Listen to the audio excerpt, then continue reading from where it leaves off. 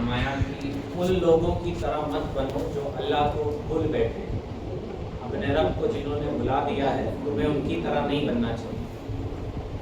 और अल्लाह का शुक्र है कि आज हम अल्लाह ताला और उसके रसूल अलैहिस्सलाम का जिक्र करने के लिए यहाँ बैठे हैं। और देखें, अल्लाह रसूल के जिक्र के लिए जो सबसे बड़ी दौलत है वो तवज्जो होती है, और एक होती है ज़ाहिरी तवज्जो और एक होती है बातिनी तवज्जो। यानी बात करने वाला कैसा भी शख्स हो, लेकिन हमें ये देखना चाहिए कि वो बात कर कैसी रहा है। हम लोग तो बड़े बेअमल लोग हैं, बातें दिल पे असर नहीं करती। लेकिन एक बुजुर्ग का वाक़या याद आता है कि उन्होंने दीन इस्लाम की हिफाजत के लिए बादशाह से मुकाबला किया, उन्हें खूब मारा जा रहा था कोड़े से, और एक चोर उनके पास से गुजरा और वो भी बार बार कोड़े खाता, बार बार चोरी करता, बार बार कोड़े खाता, बार बार चोरी करता।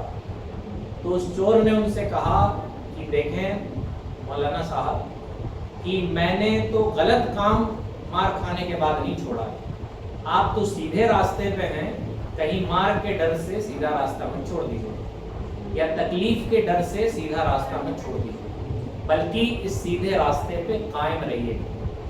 तो यकीनन आप बड़े बेअमल हैं, बिलखुसूस मैं, तो बस मुझे उस गुनाहगार चोर की तरह ही समझा जाए। लेकिन बातें अल्लाह रसूल की है, इसलिए हमें उस पर अमल करने की कोशिश करनी चाहिए। और इंसान दो तरह से बातें सुनता है, एक तो जाहिर में हामी भर लेना होता है, और ये होना भी चाहिए कि कम अज़ कम जाहिर में तो हामी भरने की कोशिश करें, और एक होता है बंदा दिल से अल्लाह रसूल की बात करने पे राज़ी होता है, और दिल में ये इरादा होता है कि हम इंशाअल्लाह ये काम करेंगे, और हम जिस रब रसूल की बात करने बैठे हैं वो रब हमारे दिल में गुजरने वाले ख़तरात, हमारे दिल में गुजरने वाले वसवसों को भी वो अल्लाह ताला जानता है। नबी अलैहिस्सलातु वस्सलाम फरमाया जाता है, हर नबी अपने उम्मत के हालात से वाकिफ होता है, यानी उम्मत के हालात नबी के सामने छुपे हुए नहीं होते, बल्कि उनके ऊपर जाहिर होते हैं। तो हम जिस रब रसूल की बात कर रहे हैं वो हमारे हालात से वाकिफ हैं। हो सकता है कि हम जाहिर में हामी भर लें, लेकिन बातिन हमारा राजी ना हो।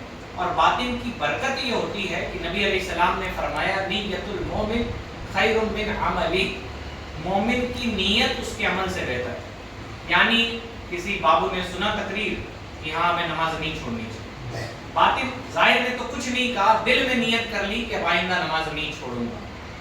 फरमाया नबी अलैहिस्सलाम ने, अगर बतकाज़े बशरी छूट भी गई तो अल्लाह उस नियत का सवाब उसे अता फरमा देगा। क़यामत के दिन कुछ लोग आएंगे, उनके पास बड़ी बड़ी नेकियां होंगी, करोड़ रुपए सदका किया, किसी को खाना खिलाया, तो वो हैरत ज़दा हो जाएंगे, या अल्लाह हमारे वहाँ तो खुद खाने को नहीं था, हम दूसरे को कहाँ से खिलाते। तो वहाँ बताया जाएगा, तुमने जब किसी से सुना था तो नियत कर ली थी कि मेरे पास होता तो मैं खिलाता, और सच्ची नियत पे अल्लाह ताला सवाब अता फरमा देता।